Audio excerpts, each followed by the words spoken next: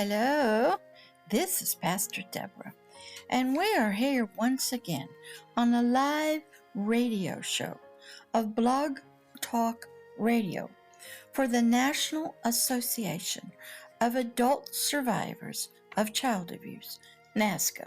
I am Pastor Deborah of Agape Love Ministries and the YouTube channel called The Hidden Kingdoms.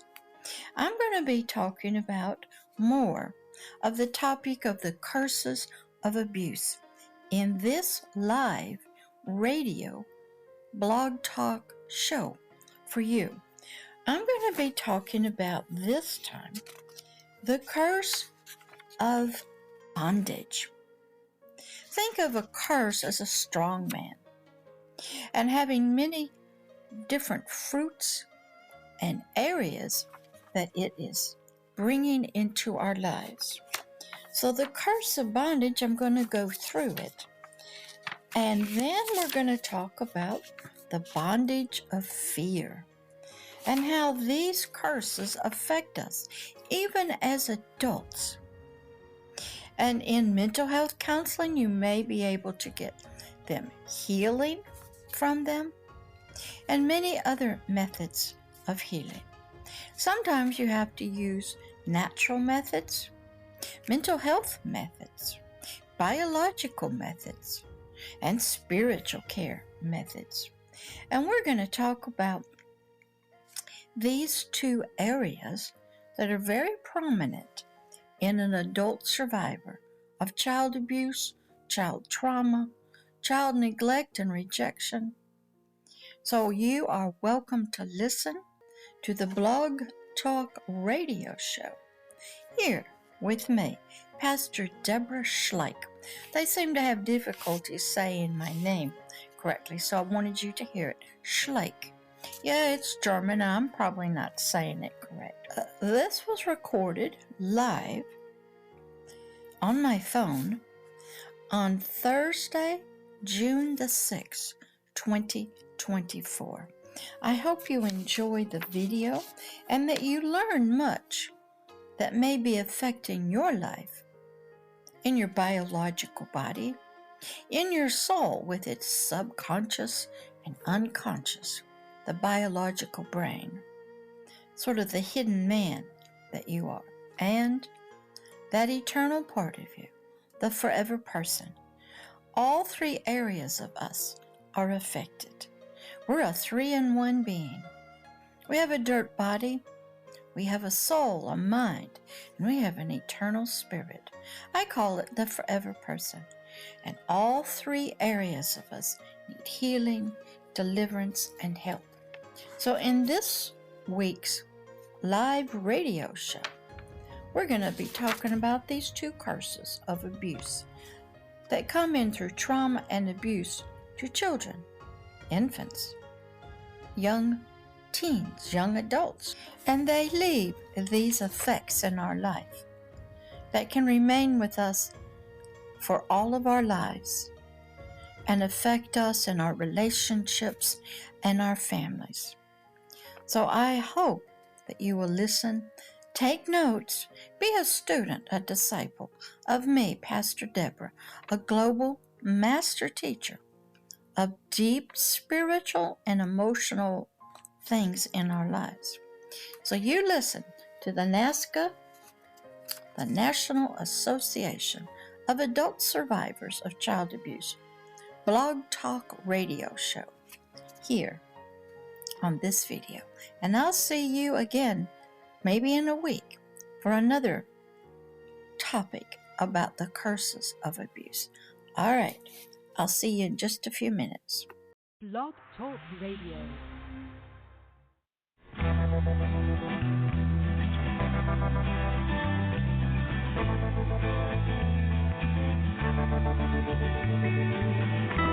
I stroll through the pictures, what I've left behind. Here once again,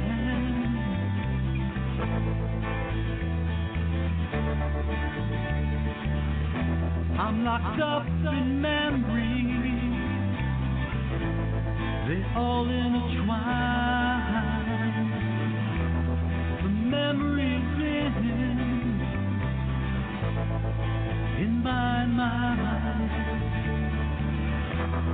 I know tomorrow, 'cause that dawn will come. You will never know just what you have done.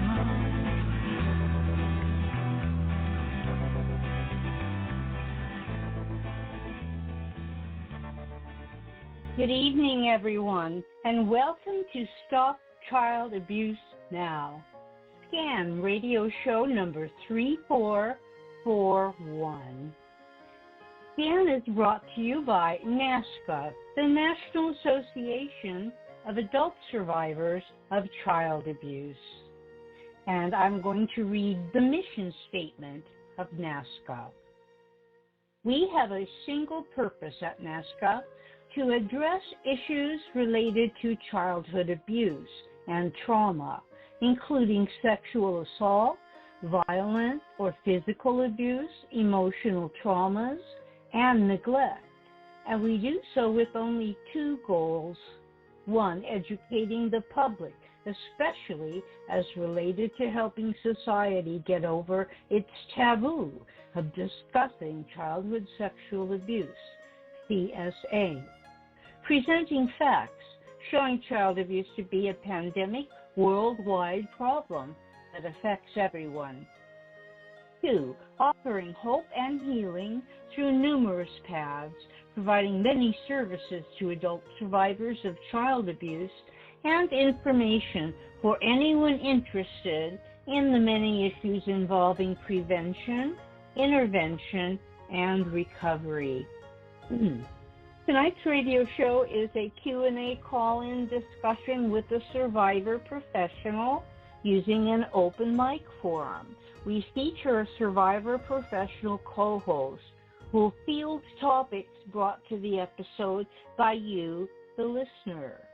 Tonight, the special co-host is Pastor Deborah Schley, who grew up all over the world in a military family where her mother was mentally ill. She is now a survivor professional living in Pensacola, Florida. She's trained in ministry, mental health, working with substance abuse, and is a trauma-informed social worker, all in one. She volunteers with many community organizations. Pastor Deborah says she can minister by text, phone, Skype, in person, and however the Lord directs her, 24/7. She teaches that humans have three parts, being a spirit, soul, and the physical body, and believes that all three are important and that each area needs care. We look forward to Pastor Deborah being an active member of the NAASCA family for a long time. And everyone's invited to engage in tonight's show by calling. Sip of water. Please call us at 646-595-2118. That's 646-595-2118. And when you call in, you can ask questions or make comments or tell a little bit of your own story. We'd love to hear from you. Please do call. And now I'm going to turn it over to Pastor Deborah. Hello, Miss Annie. There you are. Here I am. I hear you. Is there anybody on the line? Yes, I think Philip. Let me open the mic. Hello, Is guys. that Hello, you, ladies. Philip? Yes, Hi. ma'am. Philip. Hey. Hello. Hello, Philip. Hello, Pastor Deborah. How are you, ma'am? I'm doing all right. I'm going to talk about a couple more courses tonight. 2 different ones. So I'll kind of get started. All right? When somebody has been sexually, physically, verbally abused, neglected, rejected as a child, traumatized in any way, which we learned in trauma-informed care, like a parent dying, something like that, or some other kinds of trauma, a curse can come in, and one that we're going to talk about tonight is called the curse of bondage.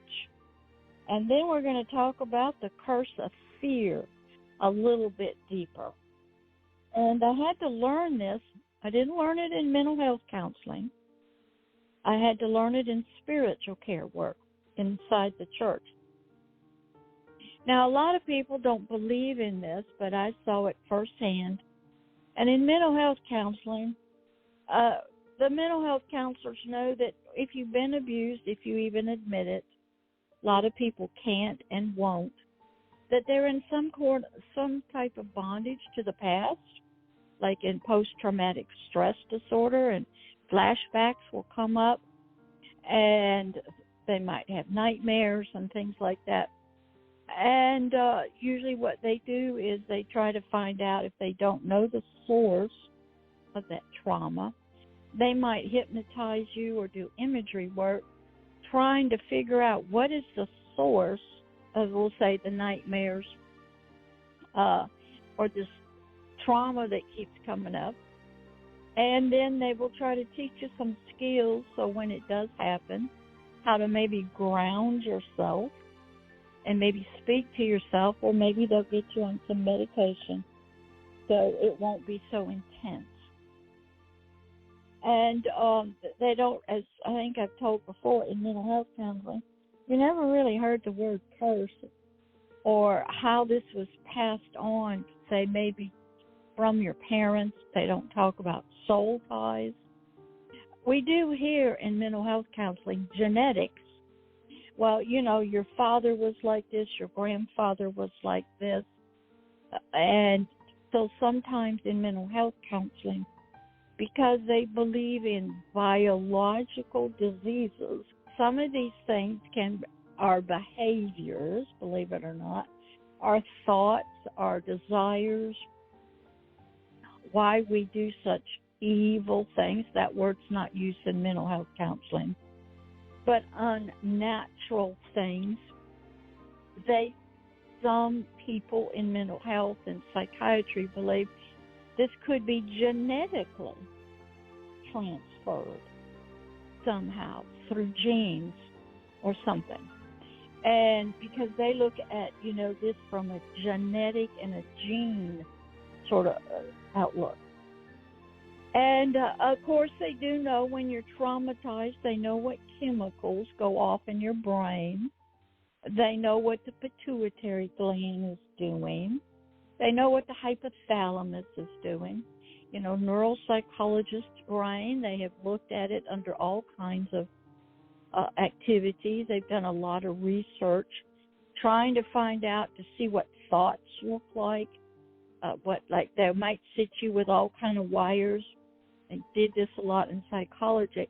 And they'd flash different kinds of pictures in front of you, and they would record the responses of your brain. And now in AI, there's a lot that's going on, artificial intelligence, that people that say have mobility issues or speaking issues, if you implant inside the brain a little chip, that it can read your thoughts and say, help your hand move, or speak to a robot. So they're really doing deep research with AI implants into the biological brain, even now. But what I got into when I left the mental health counseling world and sort of got thrown into the spiritual world, can everybody still hear me okay? Hello? I'm sorry, I had to unmute. I can hear you fine. Okay.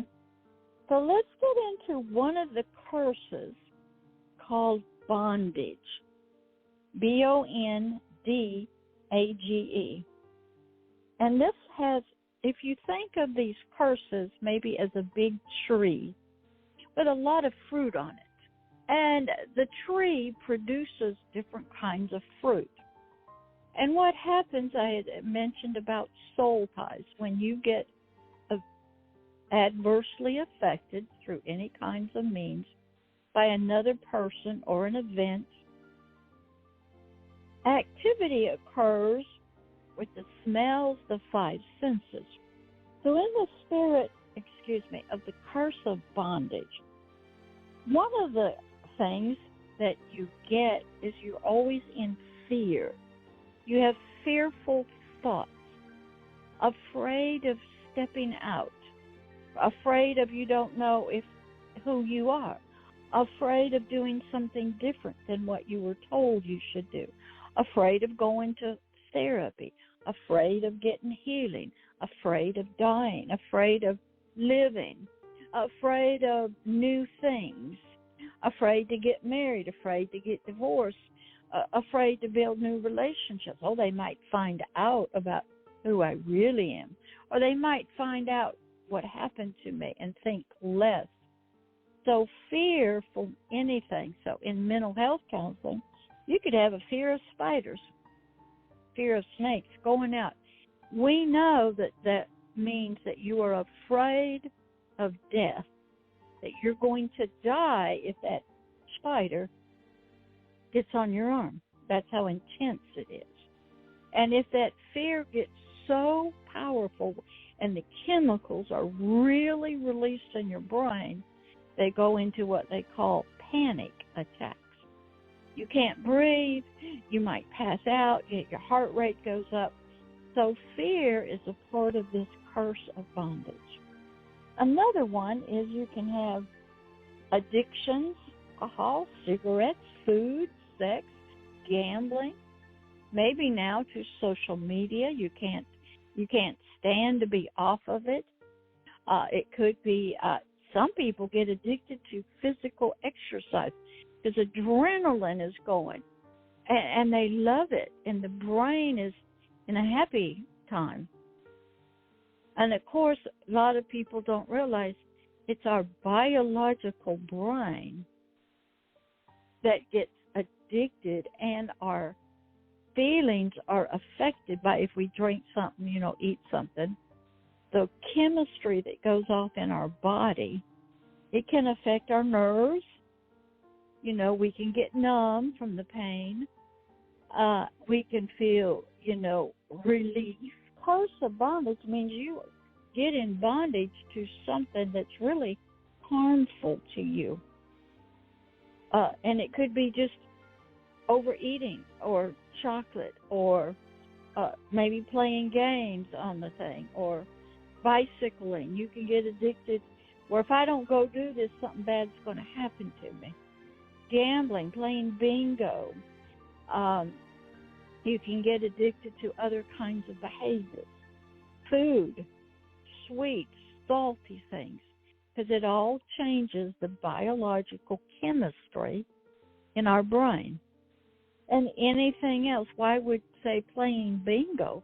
Because there's a desire to win the big thing, lottery tickets. And that anticipation of winning, the chemicals are going off. They're good chemicals. You feel happy, excited. I could win $1 zillion. And then, boom, you crash. So you want that high going on because you're happy. Entertainment, sports.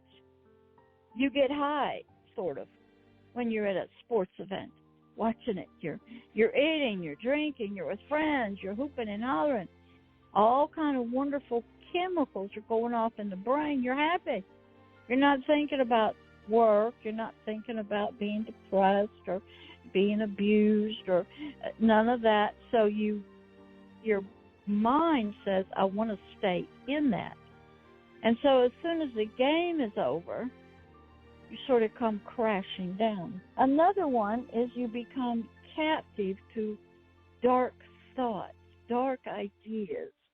Maybe you get into witchcraft or other spiritual dark things, or get into sort of off the beaten path. And you're trying to resolve some issues spiritually from the dark side. We saw that in the movie. If you remember Star Wars, I don't know which of the Jedi it was, Darth Vader, who he had to leave his mom when he was a little kid because he had the little things in him.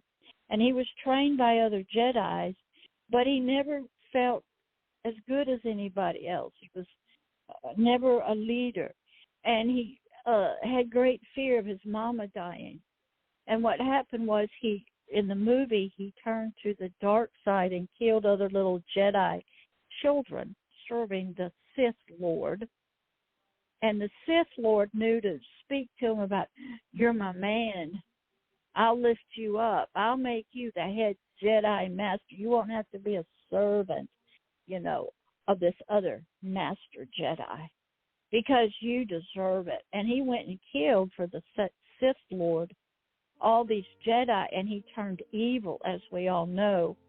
And then what happened? He had a fight with his master teacher around some volcano or fire, and his legs got cut off. He got burned, and the Sith Lord, who happened to be one of the emperors or rulers of the world, picked him up and he put him in all the Darth Vader stuff. And so you can start off really good in childhood, and then something is said to you, you don't feel loved, you turn to the dark side, dark forces come in bondage to that. And maybe it's jealousy or anger, or you are argumentative. You're not a happy, pleasant person, and you're jealous of people, and you get in bondage to that. Maybe just yelling and screaming. You turn what we'd call to the dark side instead of to the good, loving, peaceful side. Another one, part of the curse of bondage, is that you become a servant, a slave of corruption. You might see that in politicians or judges or leaders, county commissioners, or just average people. They serve corruption. They're corrupt. They break the laws. They're unrighteous. Hey, I can do whatever I want to do because I don't live by your laws. And if I get caught, I lie, cheat, you turn to the gangster type of person, the mafias.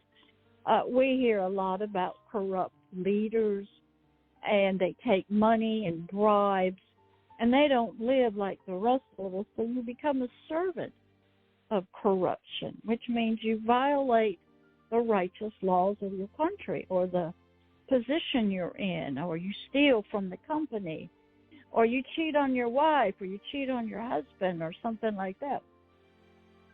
The next one is you get in bondage to compulsive sin. I mean, like you're always lying, never telling the truth. You're always stealing, making up untruths. Or you are just never truthful. And you do things you shouldn't do, but you do them anyway. And you become a servant, and then you cover your tracks, and you're dancing around so you don't get caught by the law or your friends or your family. So it's called having compulsive sin. You cannot stop. I mean, like playing bingo, gambling the lottery, it's not a sin. Okay? But telling lies is. Okay? You're speeding, you're drinking and driving. The law says don't drink and drive.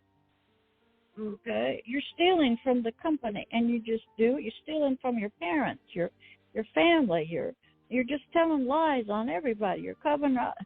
So that's another part of this curse of bondage. And then you can be in bondage to sin. There's a compulsion to sin. It's like, I want to do right, but I never do right. I want to say the right things, but I don't. I want to help people, but I never do for the right reasons. But when you get in bondage to sin, it means you have no choice. You don't even think about it anymore.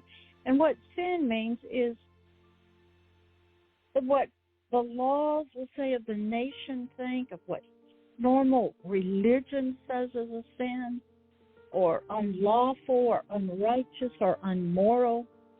And you have no, nothing. There's just no, You just don't have any thoughts about that you're doing something wrong.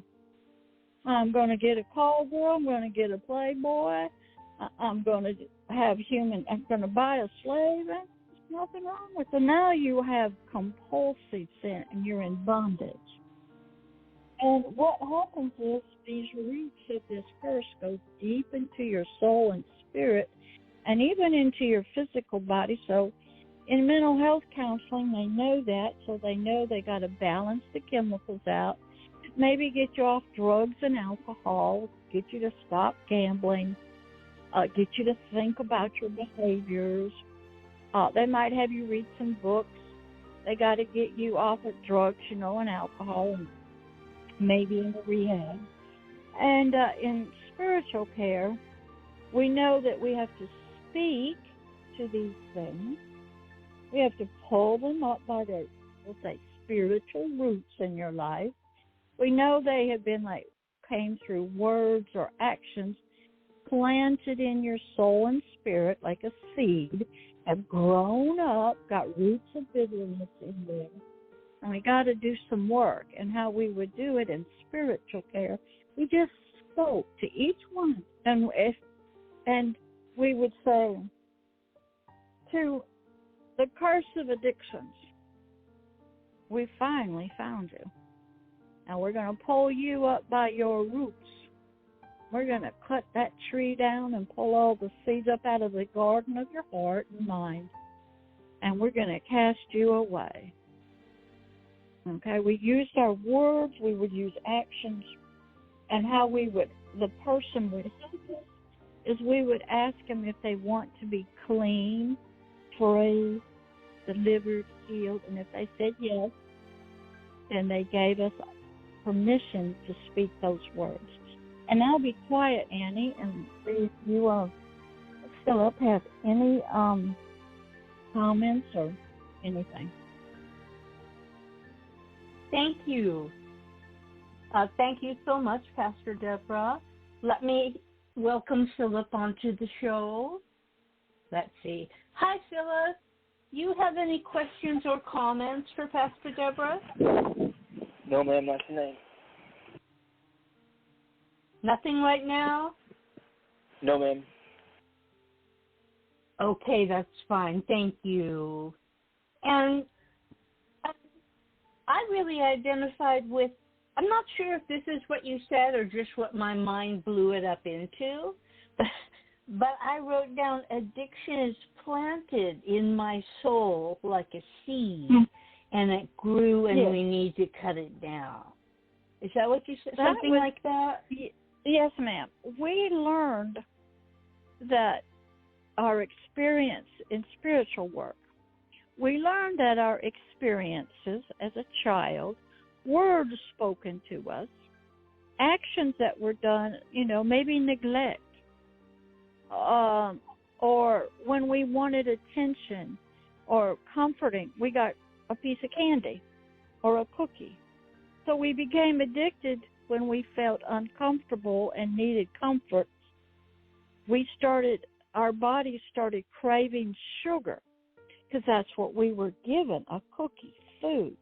And that would continue because the parents didn't want to take time to comfort us or talk to us or pick us up, but they would give us something to eat.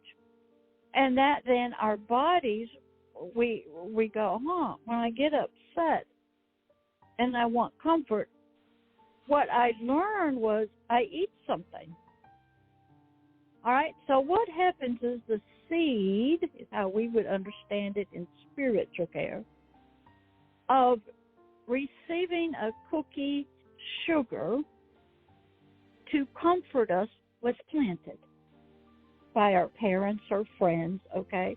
We called them a seed because in spiritual care we had to study a lot about gardens, planting, sowing, reaping, and how plants grew, and about soil and water and rocks.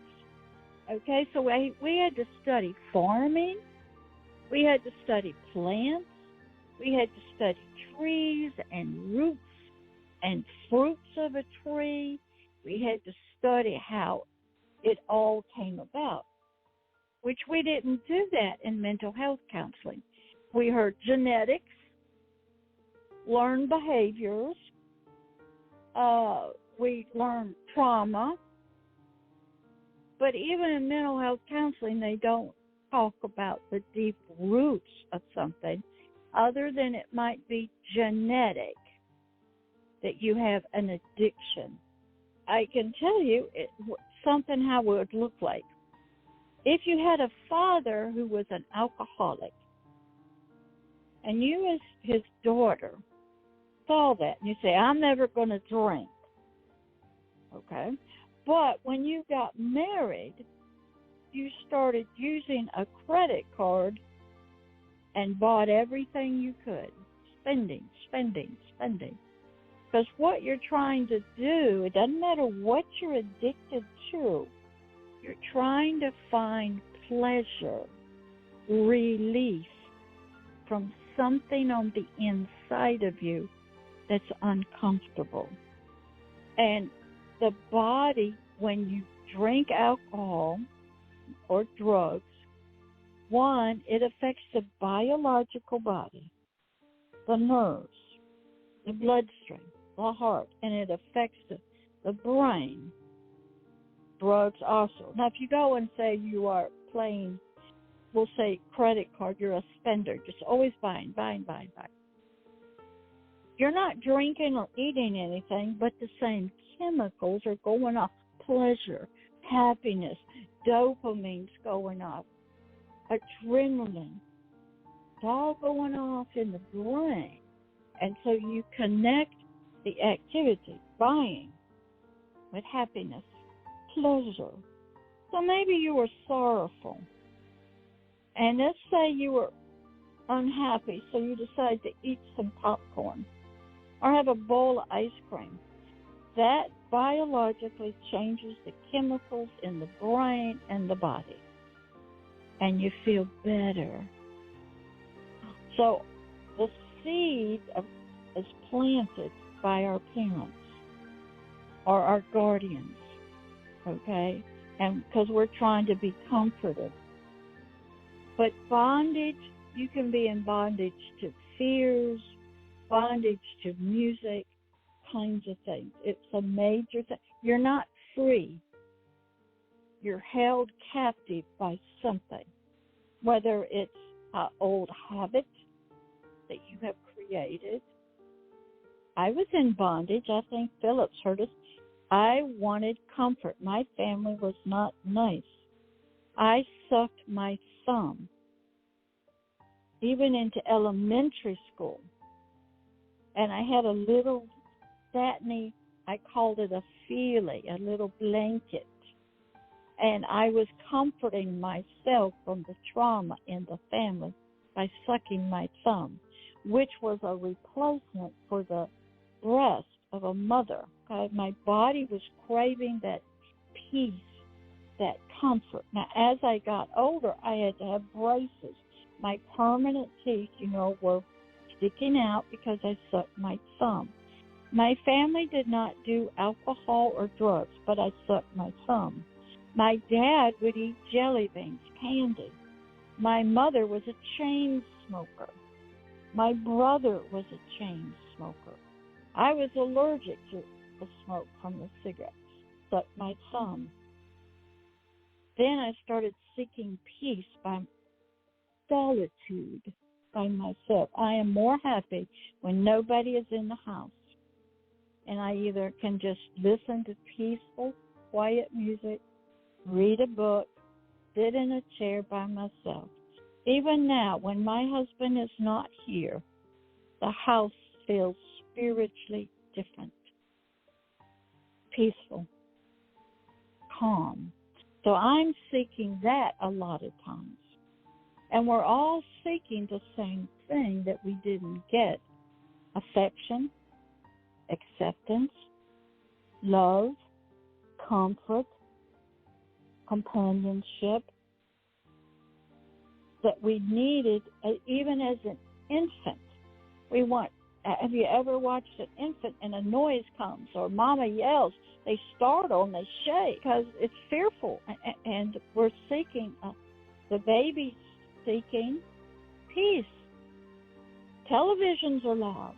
Radios are loud. Music is loud. Yelling's going on. Screaming. Telephone. People always talking. Coming and going. Okay? And the child has issues. And in spiritual care, we call it curses. In mental health, you call it mental health issues, diseases. And we are dealing with people in their soul, their thoughts, their feelings, their physical body, their addictions, dealing with their biological brain. Now, this is all if you have a brain tumor or brain concussions, which we learned if you watch the movie Concussion with Will Smith.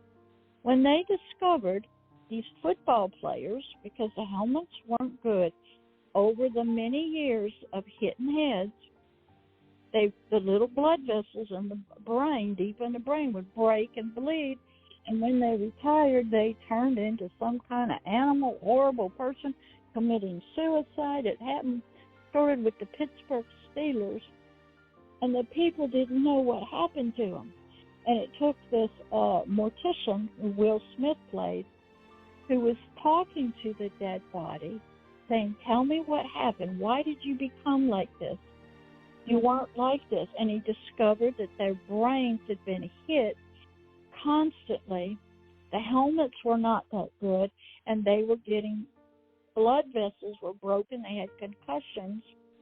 And sometimes, football players actually get knocked out. And so once that was discovered, excellent movie to watch, they changed the rules or the helmets for the football players. I think they changed the rules. They weren't supposed to hit head on anymore.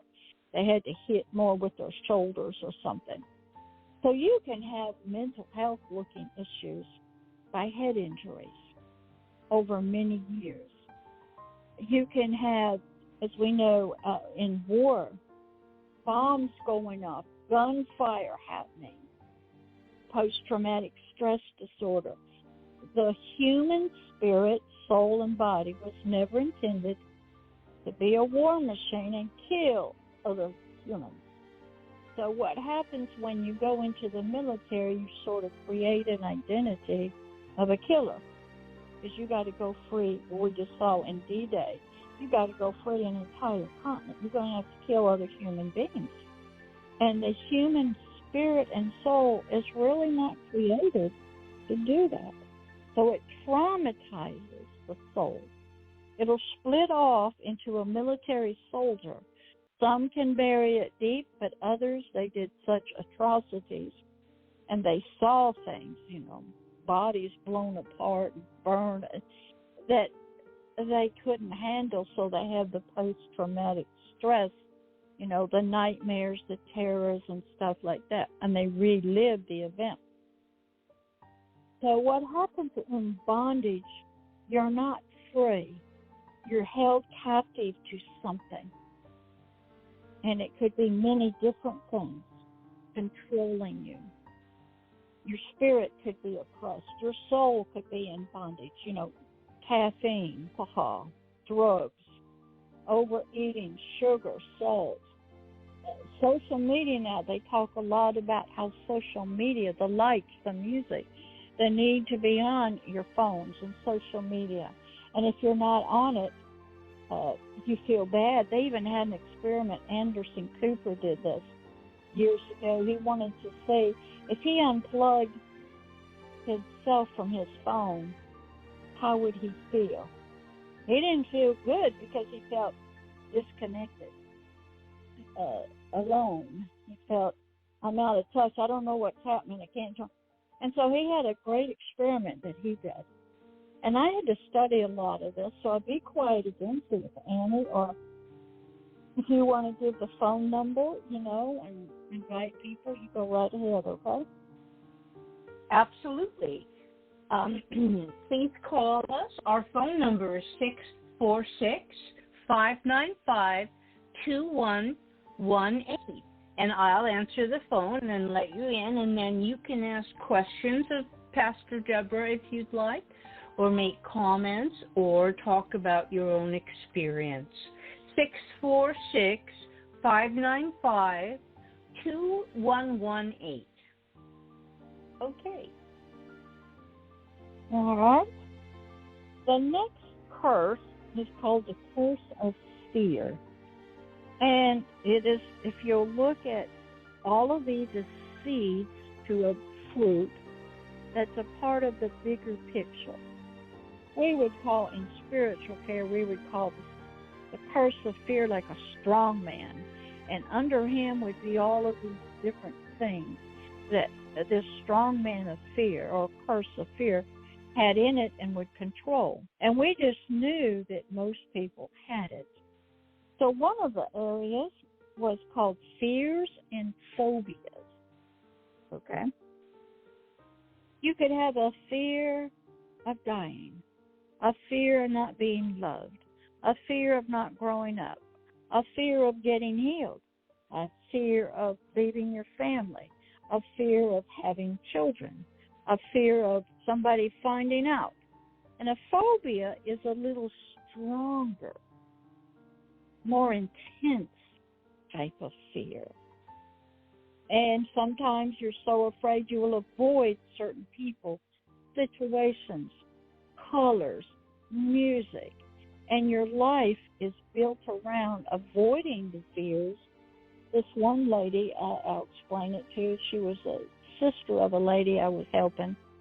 She had been raped in her home, and she was a young, maybe teenager. And every time she got to cross a bridge, she'd panic, and she couldn't drive it. She was afraid she was going to die. So sometimes it manifests, is shown up in many other ways. I can't drive. I can't go to that event because something will happen. So a phobia is much more intense than just a fear. There is a what you'd call a normal fear. You know, you should be afraid of certain events and things because you could get hurt. And so you avoid it. So there is sort of a healthy fear that we should all have. But some of us, we have fears, you know, to some of the most weirdest things. Another area under the curse of fear is heart attacks. When fear is going on inside your thoughts, because we had to learn in spiritual work, as you think, there was a story, I'll tell it to you.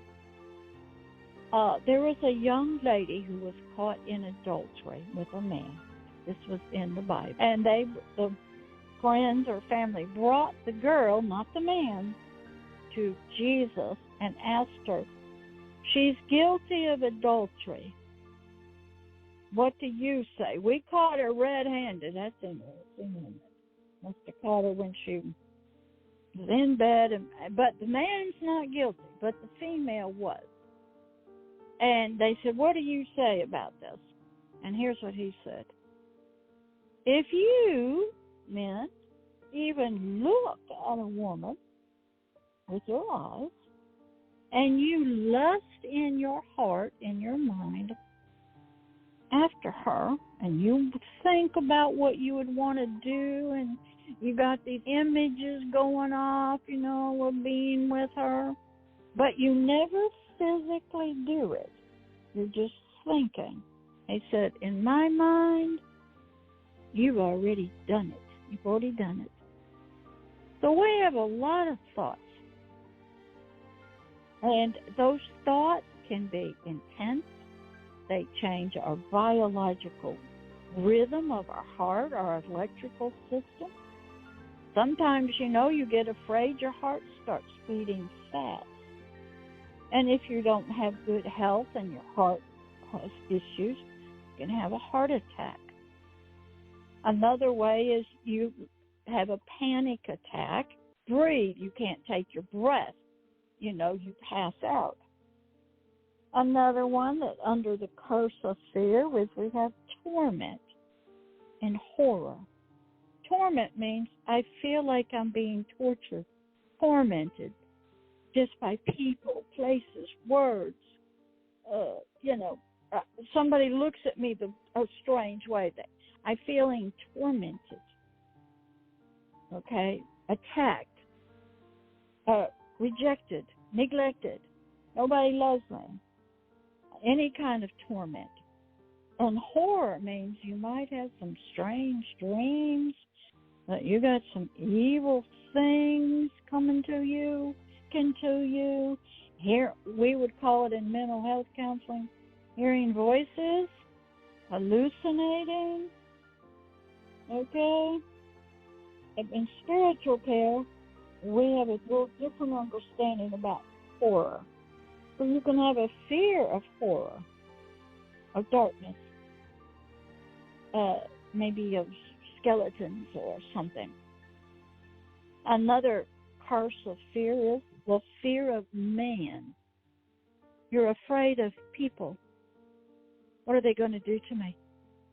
I can't be alone. I can't go there. I can't go in that crowd. I'm in the grocery store and there's a certain person there. Maybe they remind me of my abuser. I got to go the other way on the aisle.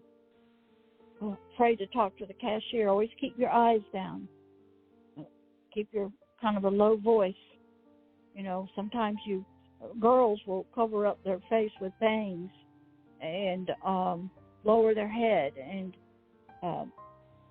so they won't be seen.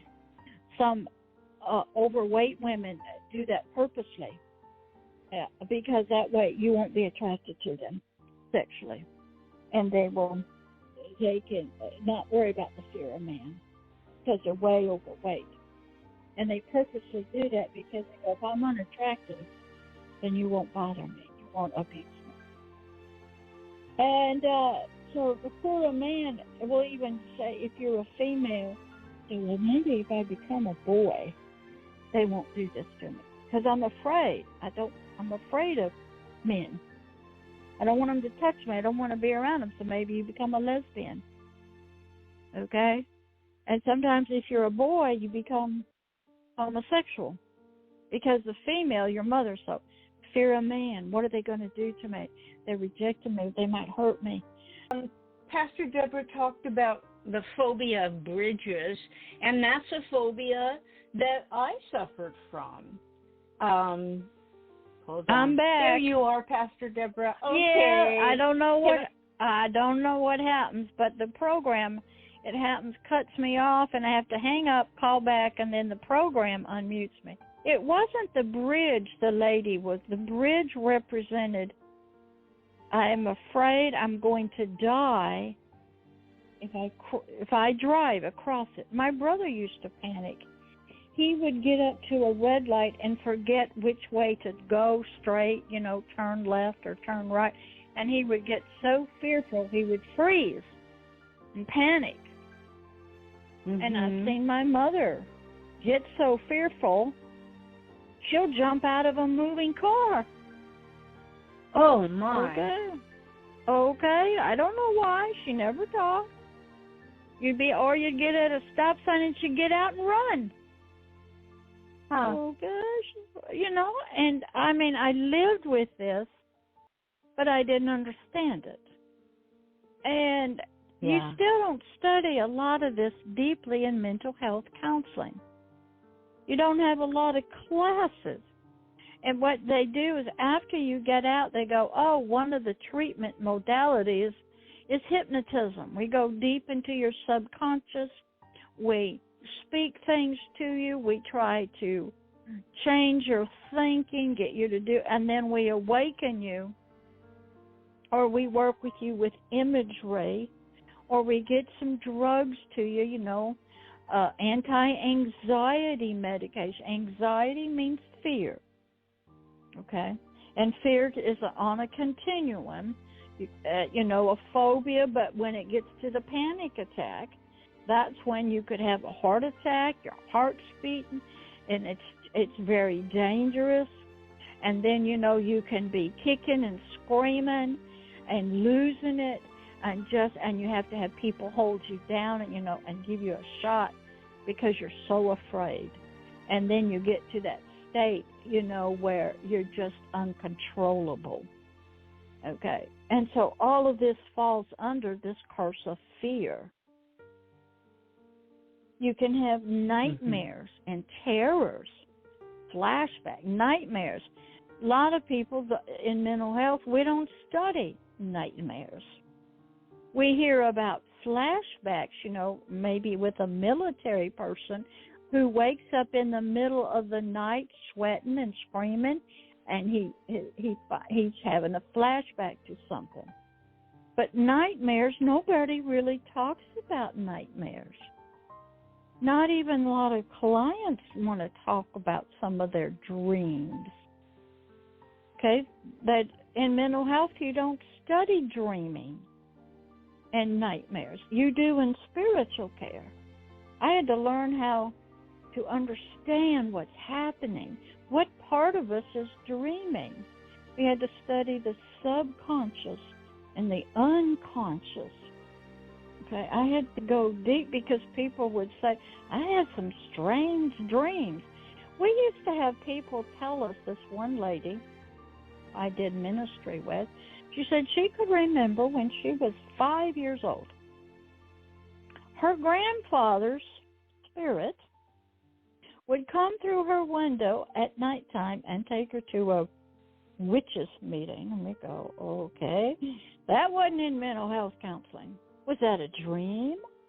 She didn't know. How come when little kids say their teddy bears are talking to them? There's monsters under their bed. There's something dark in my closet. Okay? That's all fear. But is it real? Is it make-believe? Okay? Mental health didn't teach you any of this. Right? And if you did, you had to almost be at the PhD level to understand it. And master's levels didn't get anything about dissociative identity disorder and how to do it. You didn't get taught how to hypnotize. That all came later. And I took imagery training, how to speak to somebody and get them to I wanted to comment on one other thing that Pastor Deborah said, and that was being guilty for your thoughts. Here she is back again. When I was a kid, I felt so guilty for thinking, because in grammar school they taught us it was a sin to think bad thoughts. They didn't really tell us what bad thoughts were. That's right. We weren't supposed to think them. That's right. Yep. And when you get in mental health counseling, they don't teach you what bad thoughts are. Because this is all in mental health. It's a disease. It's biological. Your chemistry in your brain is not balanced. And you need some talk therapy, maybe some hypnosis. And, I'll see you in 2 weeks or a month, and come back and we'll do 50 minutes and that'll be $180 if your insurance will pay. Times I only had 3 visits that a company would pay for their employees. That was it. That's all you got to help solve the problems. And most people's insurance, they don't pay the full amount. Many psychiatrists, they don't take insurance. You pay cash. It's $180 to see them. They're going to get you on medication. They're going to make sure your body's responding to it. And then they pretty much figure you're pretty much straightened out. Go have a life. And they separate it out in mental health counseling from drug and alcohol addiction. They were on 2 different spectrums. You didn't get anything about drug and alcohol rehabilitation in mental health counseling. There was no classes in that. There's nothing about peer-to-peer, nothing about storytelling in mental health counseling. It was pretty much one-on-one, taking your medication, and they would tell you, if things get real bad, just go to the emergency room. Okay? Call 911. And spiritual care was so different. But I knew I had to understand both, so I'll stop and let you or Philip or anybody else make a comment. Okay, thank you. Let me open up Philip's line. Hey, Philip, there you are. Do you have a comment? No, ma'am. Okay, that's fine. Thank you. I have another comment, and that was, you talked about fear and fear. What are people around me going to do to me? And I remember being a young woman who was terrified of men because they were going to want to have sex with me. And it only occurs to me now that it was like, yeah, they wanted to basically rape, you know. That's what I was afraid of, that they were going to force me. That was my fear. And I remember that. I don't have that fear now, but I'm 67 now. All right. So you have the fear of nightmares and terrors. Terror is a little more intense than a nightmare. Would say a post-traumatic stress waking up might be more terrorizing to you than just a nightmare. There's all kinds of nightmares. You could believe you're having sex or being raped while you're sleeping.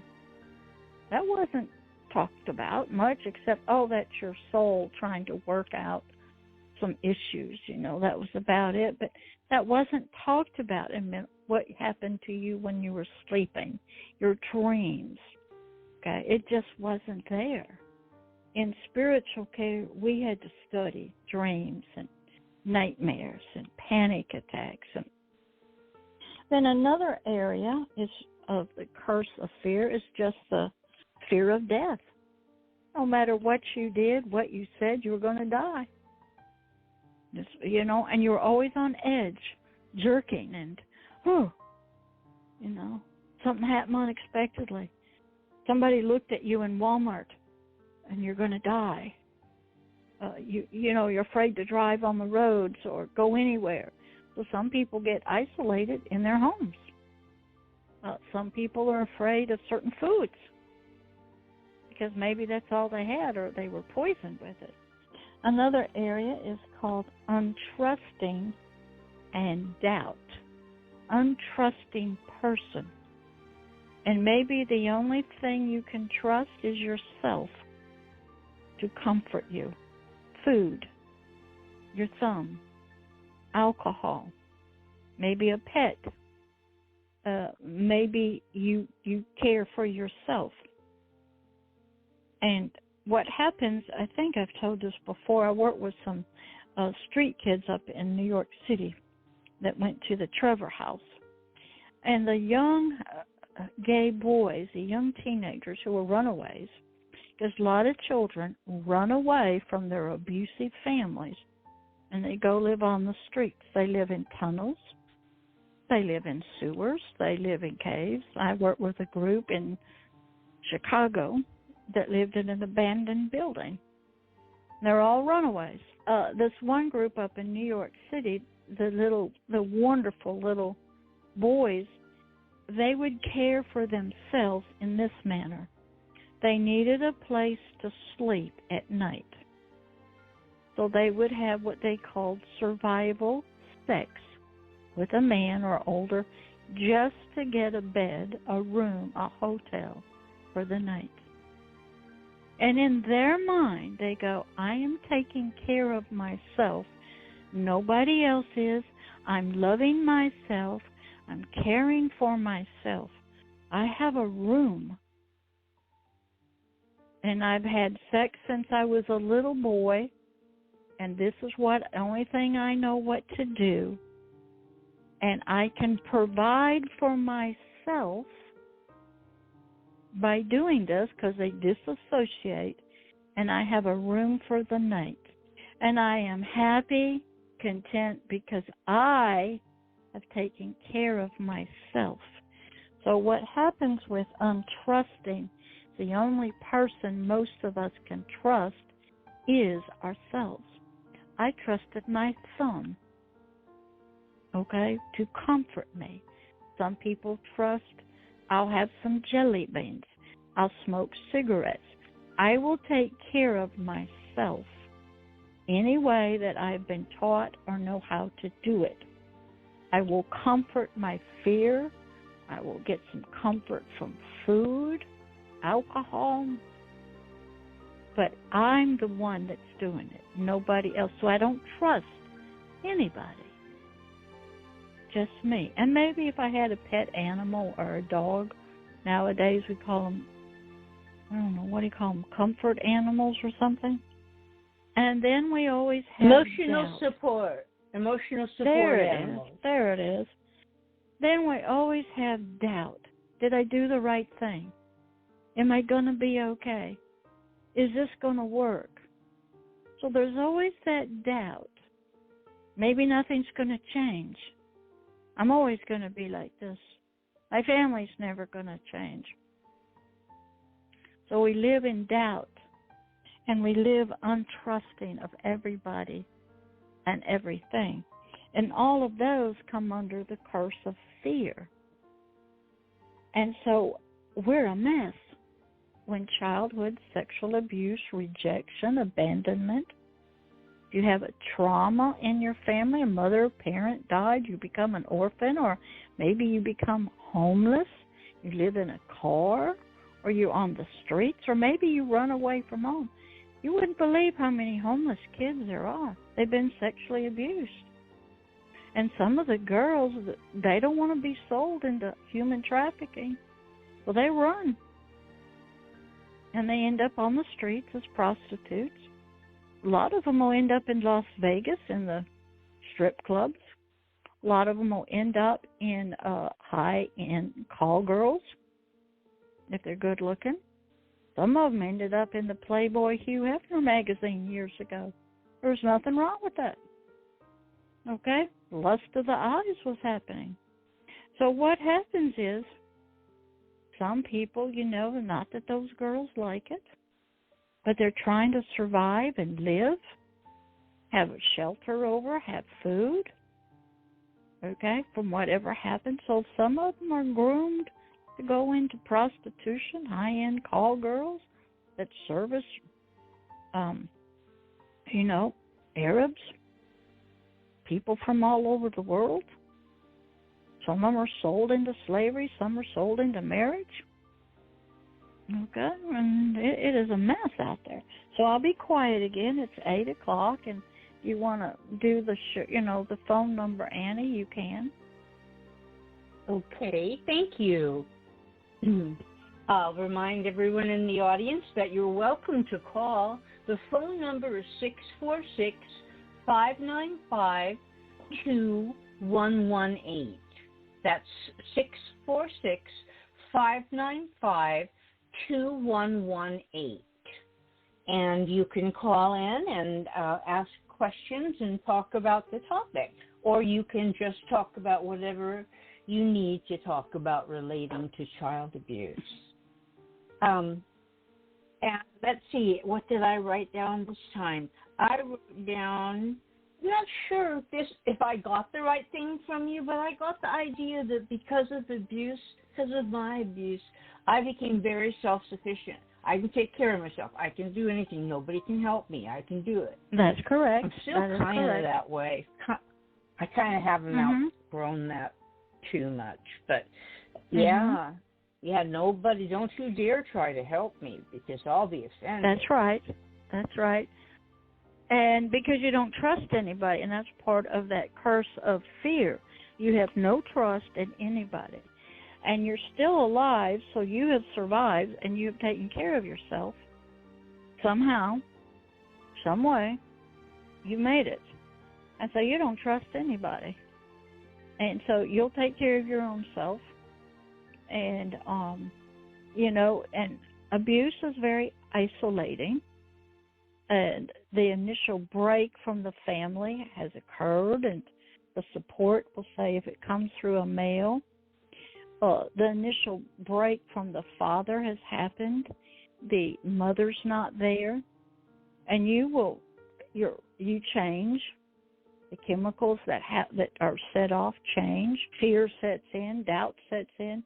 But somehow, like you said, Annie, you took care of yourself. You survived. You may not know how you did it, but you made it. And you don't trust anybody because you've already been there. You couldn't trust Mama, couldn't trust Daddy, couldn't trust Grandpa, couldn't trust the system. They didn't stop it, couldn't trust the police, the family law. And I said, so you take care of your life yourself. So it's just another form of bondage, and it does get you through life, and but you never let your guard down, so to speak. And Yeah. okay, and it's a survival skill. It's something that you get through, and you be friends with people, but you'll never trust them. And you're always looking over your shoulder, especially if you're a female, always looking at every boy. You don't believe a thing they say, and if the abuse or the rejection came through mother, you ain't gonna believe any women either. I never liked women. They were girls. They were always liars and petty. Give me the boys. At least they'll tell you, boy, you don't look good today. They were more truthful, and than the girls were. You couldn't trust the girls. I couldn't. I didn't have any really girlfriends, so I was a sort of only child and isolated, and but me and books, and me and my thumb, me and my quiet time. And later on, I got into alcohol, when I got older, did some drugs, and, then you get back off, and when you get some healing, like I did, that all goes away. But I still love my peace and quiet. Oh, I treasure that. And so curses are real to children who are abused. They can come through generations. Even your name can be a curse. I was telling people that you weren't here, but some kids get the name of Adrian. Sounds beautiful, but it actually means Dark Lord. All right, so let's say your name meant Tiger, Black Panther. Well, every time they call your name, they're calling you an animal, a black, ferocious panther. Your identity through words and naming your image. A lot of cultures name you after an animal. They want you to have the animal spirit and characteristics. Some people, I go to Walmart and the cashiers, they have beautiful girls or guys. I said, what's your name mean? They go, I don't know. See, I know my name, Deborah, means judge and prophetess, warrior and king. I had to study my name. Your names, even if they come back from Rome or Greece or Egypt, they all mean something. So every culture names their children, okay, after something, hoping they'll get the qualities, the characteristics, and the spirit of that person or that animal that has that name. So our image, our character, can have generational issues that aren't good, and we don't even know it. We might get called dirty names we don't even know what they mean. And, you might have, I can tell you, in that other life I had a neighbor. I'd sit with him and his family, and he'd put my hand in his pants. He's a married man with 4 kids. Now, what do you think I thought about that? My dad never did that. I never mentioned what the names of any of the body parts. I don't think till you get into maybe high school, you have any classes in sex education or anything. So as a child, we get nothing. We don't even half the time, we don't even know what our body parts are, and they're already abused. Yeah. So a lot happens to our mind, our thoughts, our body, in both from the mental health world and from the spiritual world. And I spent years, like about 4 years of college, 2 more years in graduate school, studying lots of books for a state test. I was under the Department of Medical Quality Insurance, where dentists were, and doctors and nurses considered a medical person who could diagnose medically a mental health problem and treat this disease. Okay? And what we used was the DSM, the Diagnostic Statistical Manual. And it's changed over the years, and it's in connection with the American Psychiatric Association and the World Health Organization. And they put numbers like depression would have a number. And if you've had it 6 months, a year, if you had depression with anxiety. Because in the insurance world, the insurance companies use numbers because it's all medical. Everything, has a number to it, every procedure, everything. So I was in that type of world and language as a mental health counselor. Could work in hospitals, could write in medical charts, sit with doctors, sit with nurses, medical social workers. I did neuropsychological testing, okay, medical diagnosis. Spiritual care was so different, okay. I had drug addicts, so I had to understand drug addiction on the body, the mind, and the soul. I had to understand drug rehab, okay, alcohol rehab. But then I had to get into curses and spiritual care, which was so totally different. Do you want to make another comment, Miss Annie? Let me see. I take a lot of notes. I thought it was interesting that you said that names can be curses. I thought about that old song, I'm a Boy Named Sue. Remember that? Where his dad gives him that name. Yeah. A lot of my name means grace, which is kind of a harmless name. I didn't get leopard or anything. Some parents, they wanted to speak blessings. That's what we learned in spiritual care, by the name they gave you. Sometimes you had no choice, culture, tradition, or religion. You were trying to give honor to maybe a prophet. A lot of Arabs and Islamic people are named Muhammad because they want that spirit of Muhammad that was close to God and leadership. So they honor him by naming their children Muhammad. And then it's like that in every nation, every culture, every race. Now some, like the American Indians, the mother, whatever animal she saw after birth, she would give that name. We'll say like running bear, white deer, black crow, eagle, because they wanted those spiritual characteristics of that animal in that child to help them survive. And many people, they name, we'll use Prince William of England. His name is William George, la la la la la la, after all of these other kings. So that makes a spiritual connection to each one of those people of royalty.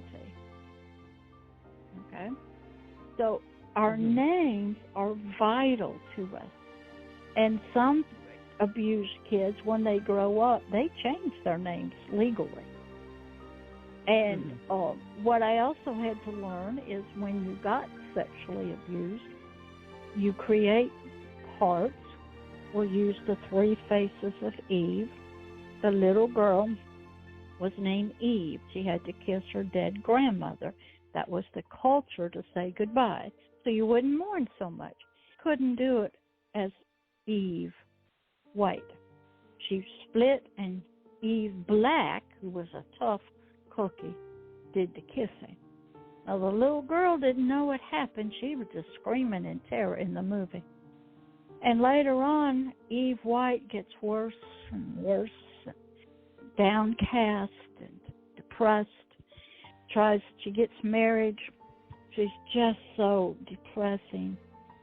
And what happens is Eve Black would come up and go out dancing and drinking, and she would laugh because she gave the headache and over to Eve White, and Eve White never knew that Eve Black would come up and go buy clothes and go dancing and drinking with men. Never knew it.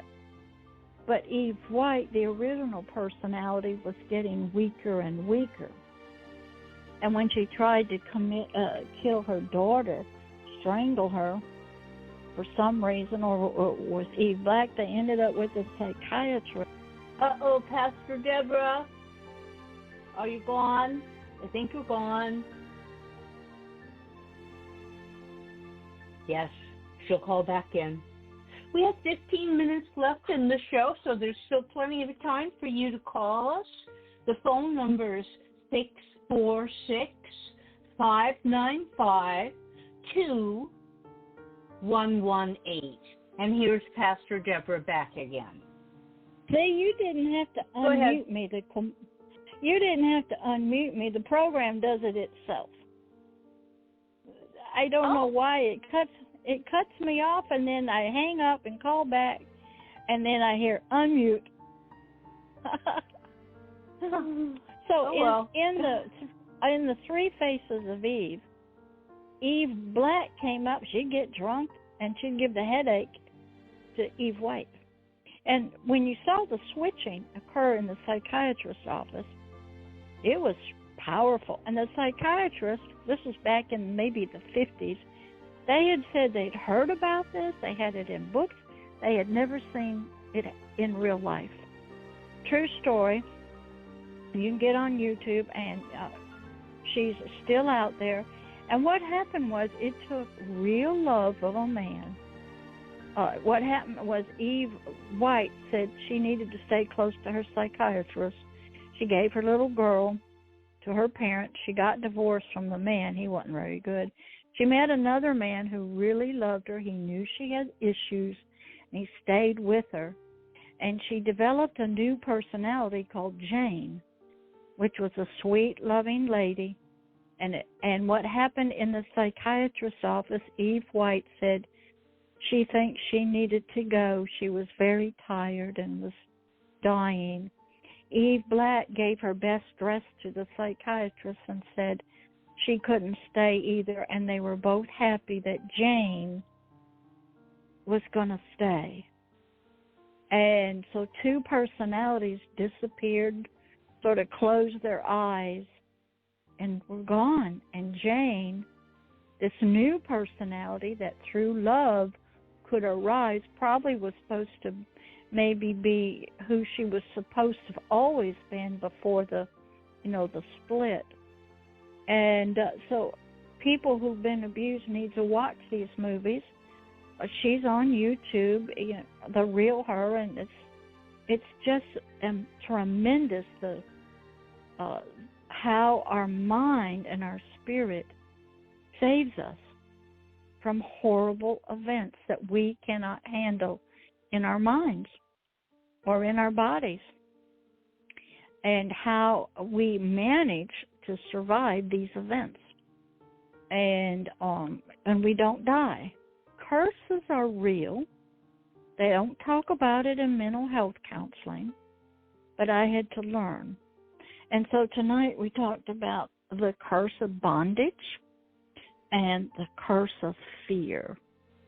And whenever I come on the next time, I'll talk about 2 more. And I had to study these, look them up, and read about them, and, watched a lot of movies about the different things, studied generational curses, study names, study ancestors and how they still influence us. One of the great movies that really shows that is The Black Panther. With Walt Disney did it. Oh, yeah. What happened was the young guy, he's dead now, he died of something. He was the Black Panther, but his ancestors, he would go out and they would be all Black Panthers in a tree, and he would be talking to them, and he was named after them, the Black Panther. And you learn about ancestors and puberty rights. And you learn, how about over in some African countries where they sew up the vagina of a woman, a young girl, so she can barely pee, so she won't have any kind of sex, so she will still be able to prove her virginity to get married. Called female genital mutilation. And what that is, they actually cut into the vagina to sever the part that they believe would give you pleasure, because they don't want the girls to have any kind of pleasure. And that's all custom. Yeah, those are lovely men, aren't they? Well, it's done by the Makes females. Me so mad. But what it is, it's culture. It's ancestors, what they believe about sex, marriage, women, men. And the role of women, and in some cultures, the man can do anything he wants, but not the female. So sex and marriage are tremendous cultural, religious traditions, and they can bring curses, Look what's going on in Afghanistan, okay? The women have to be covered from head to toe. They can't go to school past the 6th grade. Okay? What kind of abuse is that? Yeah. Denying education. You can't go out in public. You can't do anything. Yeah, and the man, if I can't control the women, then I have no power. Okay, so there's so much. And if they can't control them, they just kill them and then be done with it. That's correct. And so there's a lot to learn about child abuse, okay, that happens to both men and women, that comes from culture, ancestors, okay. Some of it's done purposely to groom the child. Some of it's allowed by religion. We had here in America the FDLS, the Mormons out in Texas. They were having spiritual brides at 12 and 13 years old, marrying a 40, 50-year-old man. And they didn't marry him legally because they would have one wife, and then they'd have all these girls who were little, and they would get pregnant at 14, and they would claim all the government money for being a single mother. And the boys, the young boys, would be kicked out of the group, so the older men would get all the young women. And they could have as many wives as they want to, and they'd marry them as young as 13 and 14. Okay, that's culture and religion doing that. Yeah. Okay. And there are still some states that you can marry people under 18. In some states. Yeah, but say there's like you can marry legal. A girl who's 14. Well, if you have a spiritual wife, you can go through a ceremony, put a ring on, but there's no legal document that you're legally married in the It's a spiritual marriage. And that's what they were doing. Okay? There's all kinds of things that the people, when the men want to get around it, and the women, they have no choice. So sexual abuse is carried on in many different cultures, sanctioned by religion, traditions, and ancestors. There's genital mutilation, all kinds of things that go on that you would consider child abuse. What about if you just neglect and don't feed the baby right? Or if you fed the baby just sugar, sugar, sugar, sugar. And do you know what they used to do with us? They'd put alcohol in our baby bottle so we'd sleep on it. That's right. My mother told me that. Yeah. So what happens is we get addicted. So we get addicted to alcohol as a baby. We don't get the breast. We don't get good milk from the breast. And then when we suck our thumbs, they put Tabasco on it. They take our pacifiers away. So our mouth is a big area where we get our comfort from because it's supposed to be at the mother's breast. But they take that away. Then they take the bottle away, and they start giving you cookies and crackers. And then if you suck your thumb, they'll put Tabasco on it because it looks bad. And then they'll take your pacifiers away. Then they'll take your blankets and your teddy bear.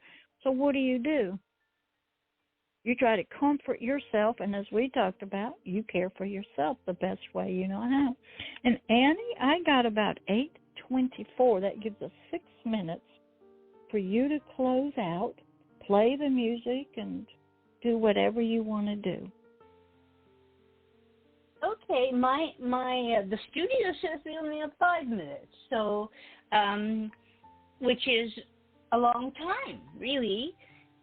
I will play the music, but before I do that, I'll say thank you, thank you, thank you. As always, you've done a fabulous job tonight, and I've learned so much, and I hope that the audience has too. And which nights of the month do you come on the show, Pastor Deborah? During the summer, I think Kim either said the first Thursday and maybe the second Thursday. But it could also be, I might be on next week, and then I might be on the next week. I'm not sure. Then in July, I know it's either the second or the third or the first and the second. What I told Kim to do was just put it on the NAASCA website, and it'll show, Thursday, my name and who I'm with. I know when there's a 5th Thursday of the month, I told her I'd do that.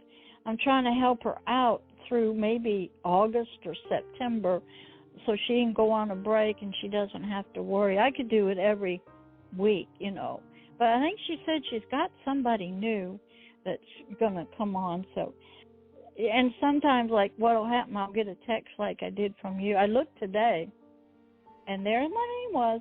I wasn't expecting it, so I'm open. If it's next week, I'll be here next week. If it's the next, so I'm kind of going with the flow to help Kim out.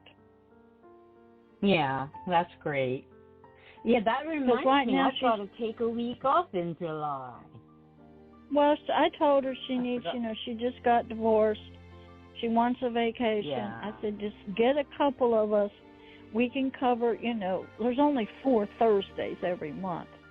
And I said, if she can't find anybody, I got a lot to talk about, and I can talk just to give her a break so she doesn't have to worry, about scheduling until maybe the fall. And so just trying to pick up slack for them. Yeah, so I could be back next week. It'll be on the website. All right, that would be great. Yeah, you go to the website, which is... Yeah, that's where I go, and I see my name there. Go ahead. The website is NAASCA.org. That's NAASCA.org. And that stands for the National Association of Adult Survivors of Child Abuse. And the radio show is on Tuesdays and Wednesdays at 8 p.m. No, Eastern No, time. Wednesday 8 p.m. and Wednesday. Eastern time. Yeah. What And did I Wednesday say? and Thursdays. I don't know, but it's not I said it Tuesday. It's wrong. Wednesdays and Thursdays. I'm For right sorry. now, I think. Wednesdays and Thursdays. We're here. Yeah. At 8 o'clock Eastern time, 5 o'clock Pacific time. And you're always welcome to call into the show and be a part of it. And now this has been Stop Child Abuse Now. I'm Annie Marges, one of your co-hosts tonight. And now I'll play the music. I'll know tomorrow, 'cause that dawn will come. You are forgotten after all that you've done. I know tomorrow, that dawn will